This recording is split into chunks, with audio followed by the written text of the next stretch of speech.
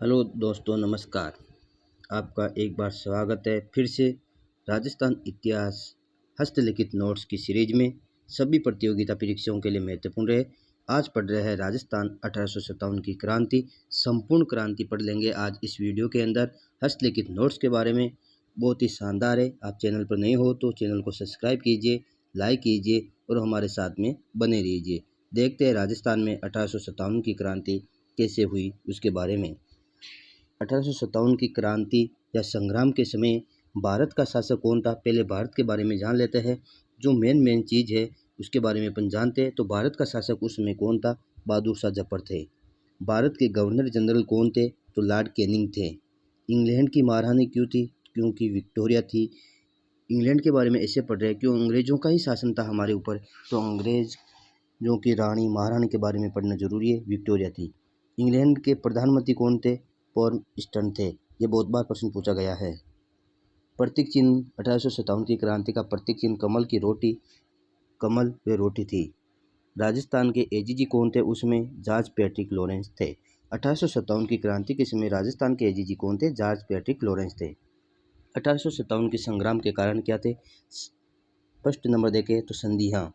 संधियों के बारे में बात कर रहे हैं तो साइक संधि, लॉर्ड वेलेस्ली, आरक्षित भारतीय नीति की संधियाँ लॉर्ड हेस्टिंग के समय, ये दो मुख्य थे। पढ़ते हैं साइक संधियों के बारे में। साइक संधि करने वाली प्रथम रियासत की बात करें तो भरतपुर थी। कब की थी? सितंबर 1803 को की थी। उस समय भरतपुर के शासक कौन थे? तो रणजीत सिंह थे। दूसरी रियासत कौन सी थी? अलवर रियासत थी। कब की थी? नवंबर 1803 को की थी। रियासत अलवर रियासत में संधि करते समय शासक कौन था? तो बख्तावर सिंह थे। फिर आती है आरक्षित भारतीय नीति की संधियाँ। इस संधियों के बारे में बात करते हैं। लॉर्ड हेस्टिंग थे उस समय करने वाले। राजस्थान के साथ में चार्ल्स मेडकॉफ थे। प्रथम रियासत करौली थी। कब की थी? 9 नवंबर 1817 को की थी। शासक कौन था? हरबख्शपाल सिंह थे करौली के शासक। अंतिम रियासत कौन सी थी? सिरोही थी, जो आरक्षित भारतीय की नीति की संधियों की थी। कब की थी? 11 सितंबर 1823 को की थी। उस समय सिरोही के शासक कौन थे? तो शिव सिंह उस समय सिरोही के शासक थे। पूर्ण शर्तों सहित संधि करने वाली रियासत के बारे में बात पूछा जाए तो कोटा थी। बहुत बार प्रश्न पूछा गया है। कब की थी? 26 दिसंबर 1817 को की थी। शासक कौन थे? महाराव उमेश सिंह प्रथम थे। संधियों के बारे में बात करें तो राजाओं और अंग्रेजों के मध्य हुआ करती थी। कारण क्या था? कि कारण यह था कि मराठों व पिंडारियों से बचने के लिए राजस्थान के राजा लोग अंग्रेजों से संधि करने के लिए कि भाई अंग्रेज अपनी रक्षा कर लेंगे, इसलिए अंग्रेजों से संधि की थी। और यहीं से ही फिर अपने आप एक तरह से गुलाम होने की स्थिति में बहुत ज़्यादा आ गए थे। अंग्रेजों ने प्रशासन चलाने के लिए राजपूताना रेजिडेंसी का गठन किया था। राजपूताना रेजिडेंसी का गठन कब और कहाँ हुआ था? तो स्थापना 1932 को हुई थी। कहाँ हुई थी? अजमेर के अंदर हुई थी। प्रथम मुख्यालय भी अजमेर में था। 1845 में मुख्यालय बदलकर क्या कर दिया गया था? माउंट आबू सिरोही, क्योंकि वहाँ पर ठंड ज़्यादा रहती है तो अंग्रेज ठंड में रहना पसंद करते थे, इसलिए माउंट आबू सिरोही में कर दिया था 1845 में। अधिकारी agent to governor general AGG की स्थापना होती है। प्रथम एजीजी कौन बनते हैं? एब्राहम लॉकट राजस्थान के प्रथम एजीजी बनते हैं। 1857 के समय कौन थे? तो जॉर्ज पैट्रिक लॉरेंस 1857 के समय थे। एजेंट टू गवर्नर जनरल के अधीन ही पीए जो पॉलिटिकल एजेंट हुआ करते थे वे रहते थे, जो रियासतों के अंदर रहते थे। मेवाड़ रियासत की बात करें तो स्वरूप सिंह उस समय शासक थे। मेजर सावर्ट्स पॉलिटिकल एजेंट था। मारवाड़ तख्त सिंह थे। मेक मोशन उस समय शासक था। मेक मोशन पॉलिटिकल एजेंट था। कोटा की बात करें तो राम सिंह द्वितीय था। मेजर बटन कोटा से कोर्ट के बटन खोलते हैं, इसी प्रकार मेजर बटन था। जयपुर सवाई राम सिंह द्वितीय। मेजर ईडन, ईडन से आप स्टेडियम से याद रखते हो तो सवाई मानसिंह स्टेडियम कहाँ पर है? जयपुर में, तो ईडन जयपुर के थे। भरतपुर के कौन थे? जसवंत सिंह थे शासक। और मोरिसन सन सन सूर्य कहाँ उगता है? पूर्व से उगता है, तो भरतपुर पूर्व दिशा में है तो पूर्व से मोरिसन, ये याद रखना। ये बहुत ही महत्वपूर्ण रहने वाला है। इसके बारे में बहुत बार प्रश्न पूछा जाता है। अधिकतर प्रश्न यहीं से आ जाते हैं। ये बहुत ही महत्वपूर्ण रहने वाला है। रियासतों के समय उस समय शासक कौन थे? पॉलिटिकल एजेंट कौन थे? ये महत्वपूर्ण है। 1857 के इस संग्राम का तात्कालिक कारण क्या था? सेना भर्ती अधिनियम 1856 लॉर्ड कैनिंग के द्वारा लाया गया था। उस समय नियम बनाए गए थे, भारतीय सैनिक समुद्र पार जाकर युद्ध करेंगे, जो कि भारतीयों के लिए एक अपमानजनक कारण माना जाता था। भारतीय सैनिकों को ब्राउन बेस की जगह अनफील्ड राइफल नामक बंदूक दी जाएगी, जिसके अंदर गाय और सुअर की चर्बी वाले कारतूस थे। अनफील्ड राइफल का सर्वप्रथम विद्रोह का कारण बना था बेरुपुर छावनी, जो बंगाल के अंदर है। उसमें 34वीं रेजिडेंसी के सिपाही मंगल पांडे के द्वारा इसका विरोध किया गया था। मंगल पांडे ने 19 मार्च 1857 को 2 अंग्रेज अधिकारी थे, ह्यूसन और बग, इसको गोली मार दी थी और फिर मंगल पांडे को 8 अप्रैल 1857 को ही फांसी दे दी गई थी। इसी के कारण ये संग्राम तेजी से फैलना शुरू हो गया था। 1857 के समय राज्य के अंदर राजस्थान की बात करें तो 6 प्रमुख सैनिक छावनियाँ थी।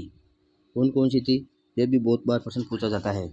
नसीराबाद अजमेर के अंदर सबसे बड़ी छावनी थी और सर्वप्रथम यही छावनी थी। देवली सबसे छोटी छावनी थी जो टोंक में थी। एरिनपुरा पाली के अंदर है। मारवाड़ रियासत सर्वाधिक विद्रोह यहीं पर हुए थे। नीमच मध्य प्रदेश में है, अभी वर्तमान में सीमांत छावनी थी, वर्तमान राज्य से ये बाहर है। ब्यावर मेरों की छावनी थी।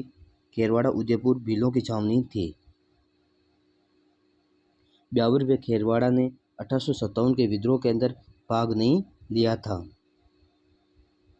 ये बहुत बार प्रश्न पूछा जाता है।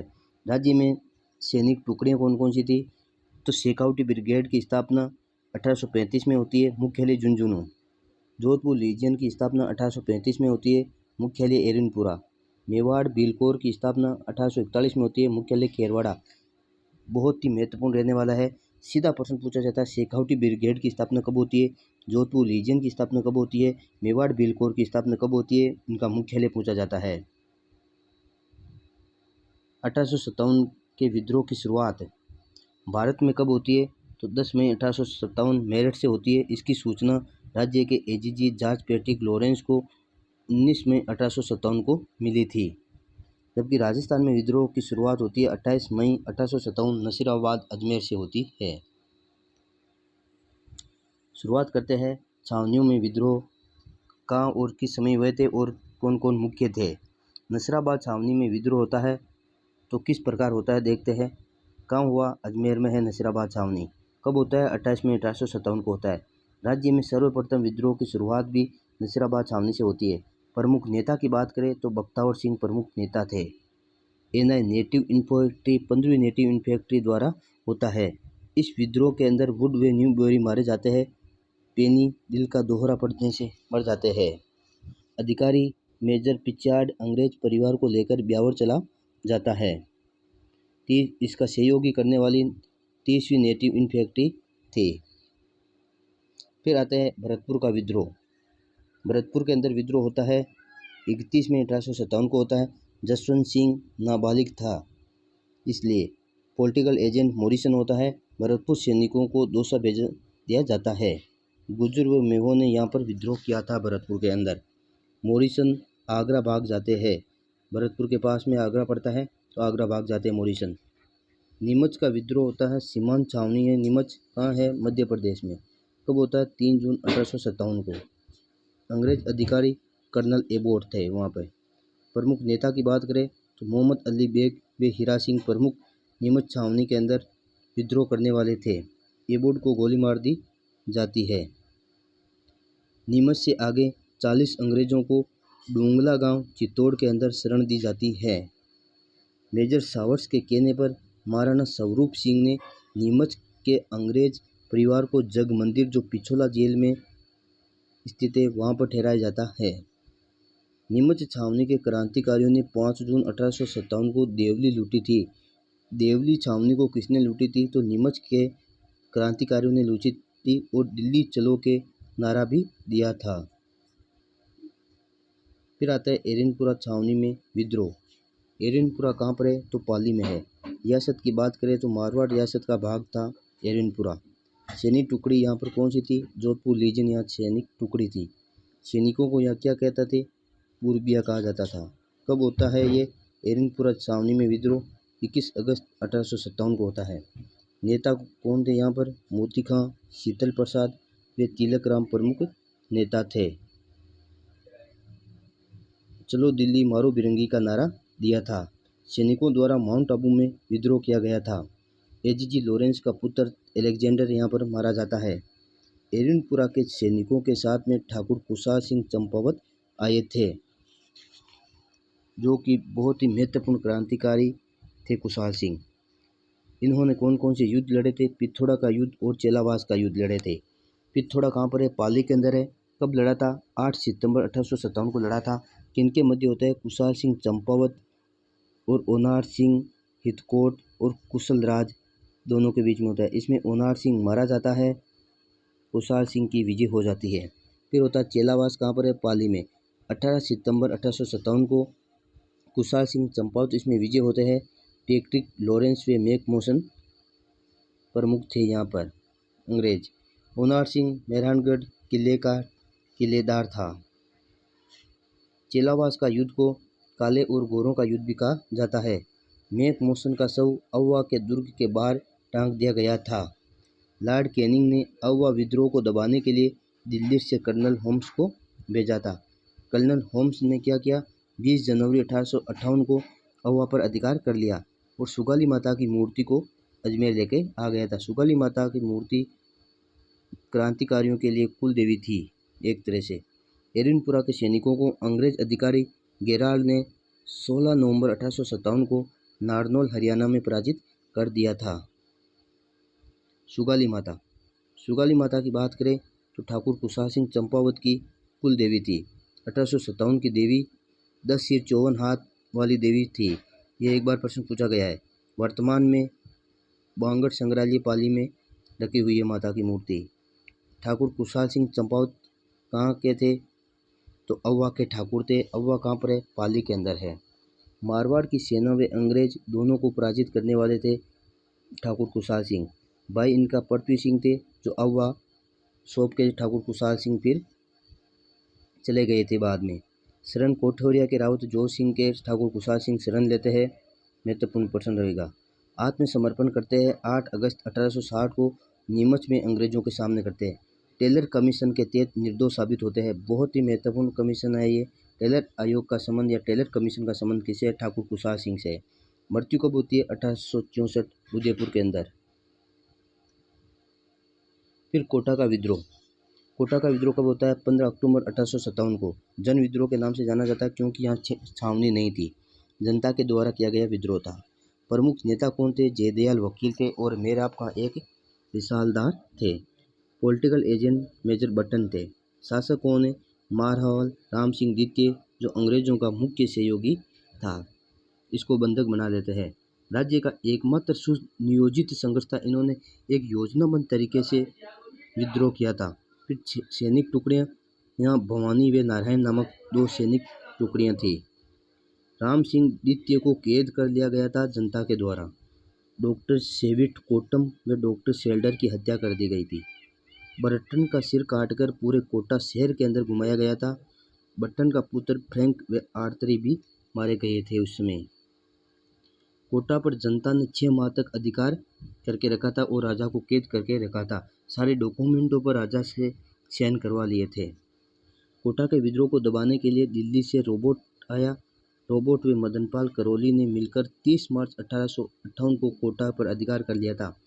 कोटा में विद्रोह के लिए दबाने के लिए कौन से शासक ने सहयोग किया था अंग्रेजों का? तो मदनपाल करौली ने किया था।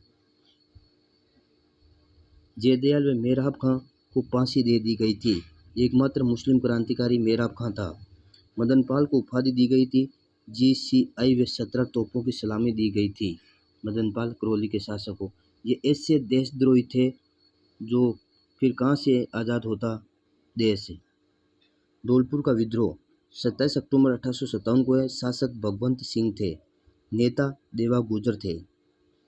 ग्वालियर व इंदौर के सैनिकों ने विद्रोह कर दिया। वे भगवंत सिंह को कैद कर दिया था धौलपुर के अंदर। कैनिंग ने पाटियाला सैनिकों को धौलपुर भेजा व विद्रोह का दमन किया था। 1857 का क्रम पूछे, क्या क्रम था?